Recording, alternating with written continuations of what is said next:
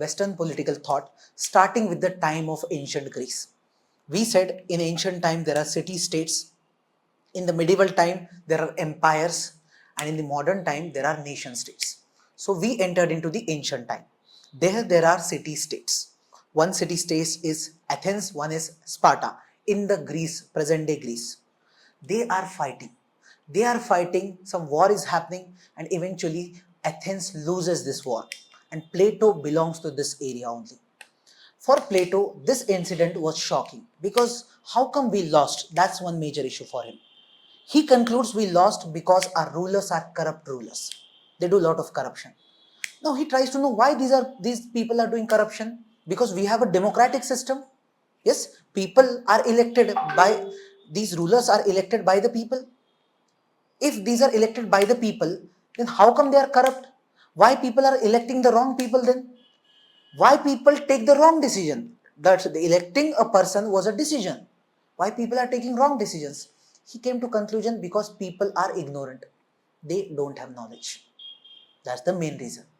An ignorant person, a mad person will take mad decision. He will not take right decision. Right? That's why he has problem with the system altogether. All the problems of people, whatever people are suffering from, is a result of bad rulers. And bad rulers are a result of bad decisions by the people who chose these rulers.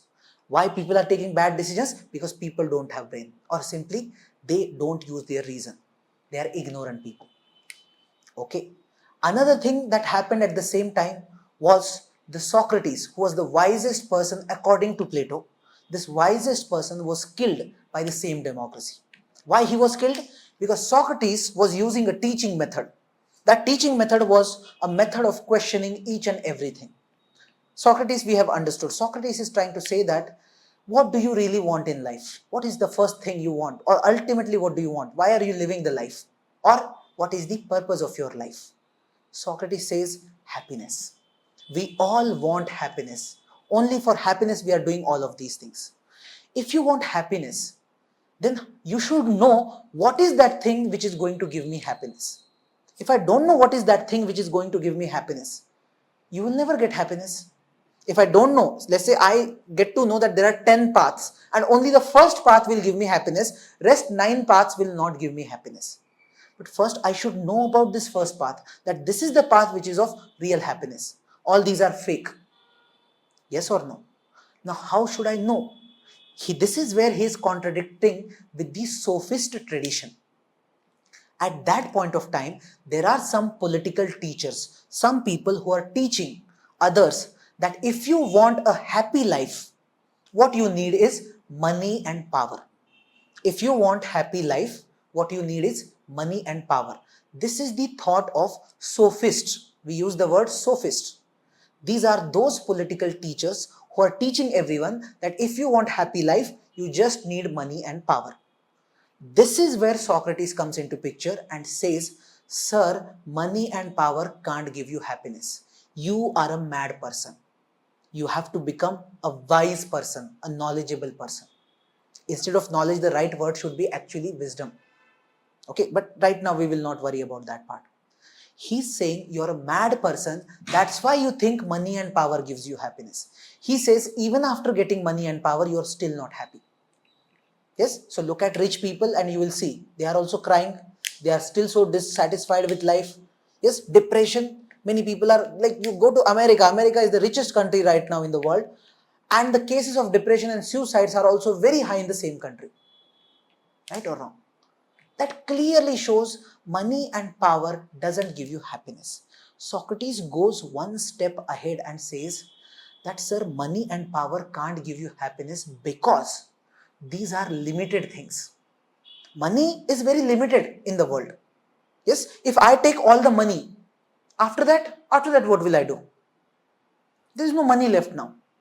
If money gives me happiness, so one day all the money will end and now there will not be any happiness left for me. Right or wrong? Same is the case with power also. There's a limited power. I can take 100% power. After that, I've already taken 100%. Happiness stops. He says this is your narrow understanding of the life, that you think money and power will give you happiness. Money and power, when you're focusing on money and power, you're just focusing on your body, bodily pleasures. Certainly, if you have more money, you can give pleasure to your body. You can have more convenience for your body. But Socrates is saying happiness is a feature of soul. It is not feature of body. Body is different, soul is different. If you want to be happy, you have to make your soul happy, not the body. Getting it or not? That's why you observe there are some people who are not so rich, but they are very happy. Why? Because their soul is happy. Maybe they are doing the thing which they always wanted to do. You people get selected, IAS, IPS, and you're still not happy. And there's someone who wanted to become writer. In the writing, he's getting happiness. He's way more happier than you people. Am I right or wrong? Yes, that's what Socrates is saying. What you need to do is you first need to know that you are a wrong person. The real wisdom lies in knowing that I know nothing. His famous quote is, I know nothing. And only a wise person knows that I know nothing. If you observe one thing, a stupid person, an ignorant person, a madman, he has the confidence that I know everything. Stupid people are very confident, and intellectual people, their confidence is little less. Are you getting this? They're not so confident because they know that they don't know everything. The problem with stupid people is they know that they know everything. Are you getting the point? That's where Socrates is saying, first accept that you don't know everything. Question your beliefs. Whatever you think as knowledge, question it. Ask questions. Go for the dialectical process. Dialectical process means if I believe Modi ji is the best prime minister in India, first someone question me. Yes, or I will question my belief. Is he really the best? Question number one. Why he is best? All the good things I'll read about him. Then he did some bad things also. How can I call him best now? Next, whatever he did, what is the impact? Final impact? I'll check that also. Then I will compare his actions with the actions of all other prime ministers. When I'll go through all this process, eventually whatever conclusion I will reach to, that will be true knowledge. Now that could be anything. I'm not concluding right now anything. But when I'll go through this process of debate, discussion, questioning every belief, ultimately I will reach to a conclusion. That conclusion is my real knowledge. That will be my real assessment of Prime Minister Modi. Is it making sense? So he suggests this dialectical method. And this dialectical method is of method of questioning. So when you question everything. It's not like you discriminate. If you question my thoughts, you will question other teachers' thoughts also. You will question beliefs. You will question religious beliefs also. You will question the democracy also. Right or wrong? Right now in India, everyone believes democracy is good. But you will question democracy also. Am I right or wrong? Right now in India, everyone thinks this religion is always, religion, whatever it says, it's good. But now you will start questioning religion also. You will question every tradition, everything. Am I right or wrong? Now this method of Socrates which he was using, he was asking the students to question everything. Observe one thing, sophists were teaching directly. Socrates is not teaching directly. He's saying, I don't give you knowledge. You reach to the knowledge on your own. I will just ask the question and make you feel uncomfortable. The moment you are uncomfortable and stressed, you will automatically think and reach to the answer. How do you reach to the answer? Because your soul already has knowledge. The soul is nothing but living in your soul is the element of God. God is knowledge. God is truth. Yes, the soul through reason can reach to that world of God. That means soul by thinking, by reasoning, know what is right and wrong. Do I need to tell you what is right and wrong? No. Socrates says, I don't need to tell you what is right and wrong. Your soul is capable of knowing what is right and wrong. If your soul is capable, what I just need to do is, I just need to change your focus. Right now your focus is outward. I have to just make it inward. The moment your focus becomes inward, you think on your own. Your inward means towards soul. Automatically you will reach to the idea of God, idea of truth, idea of what is right and wrong. This is the method Socrates is teaching, which you call as dialectical method, or sometimes we use the word elenchus also. But normally we'll use dialectical. Okay. When Socrates started teaching this method, the people in the classroom, they started becoming rebel kids, because he is asking everyone to ask questions. He is also asking questions. So the children are like, we will ask question, we will question everything. So children started questioning everything. They started questioning religion, they started questioning traditions, they started questioning each and everything. When this happened, this person Socrates, against him a case is being filed. A trial started that you are making these kids rebellious. You are doing rebellion. You are anti-national. Making some sense? So Socrates is being charged as anti-national person in a democracy, because in a democracy, mad people are ruling and the intellectual person will be tagged as anti-national. Yes, maybe the same thing is happening right now in India, because we are also democracy. Am I making sense? Yes. Unfortunate. Yes. And when he was charged, when this trial was happening, he was given an option that, Sir Socrates, you are very famous. We'll do one thing. We will have a compromise. We will not have any trial. We will release you. No punishment, nothing. But today onwards, you accept, you will not use this method. You will teach the way sophists are teaching. What Socrates did? Why he stuck to his values? Because he knew he was right. Yes. He is saying, when I know what is right, I will do what is right. Virtue is knowledge. Virtue is knowledge means what? The moment I know what is the right way, it is not possible that I'll take the wrong way. It is not possible. As I said, if you know what is the right method of clearing this exam, you will not go by the wrong method. If you know which institute will give you the result, you will not go to other institute.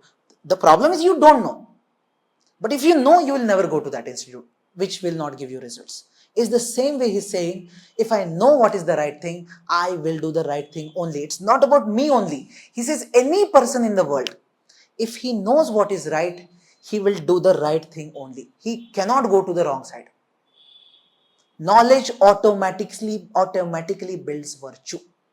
For example, right now we all know that health is important. We should focus on health and all, but we don't focus. The moment some health crisis happens, something happened with body, and when we are in hospital, automatically we start eating everything healthy. Am I right or wrong? Actually, that is where our enlightenment happened. We got true knowledge. Till that time, we did not get true knowledge. Making sense? Yes? That's what Socrates understands, and that's why he's saying, the moment I know what is right, it's impossible for me to take the wrong stand. Everyone is wrong. Sophists are wrong. I am right. So can I take the wrong stand? No. So eventually he said, no sir, I am right, you all are wrong. So ultimately democracy gave him death sentence. He was given a poison which is called as hemlock. The name of that poison is hemlock, which was given to him to kill. So right now we give different death sentence. That time the method was different. Getting it? So when this incident is seen by Plato, Plato thinks that democracy is guaranteed worst form of government, because the wisest person on earth is killed by this democracy. And why? Because democracy is rule of ignorant, mad, stupid people. When stupid people, he is calling everyone stupid, right? Everyone is stupid, so the decision they will take, that will be a stupid decision.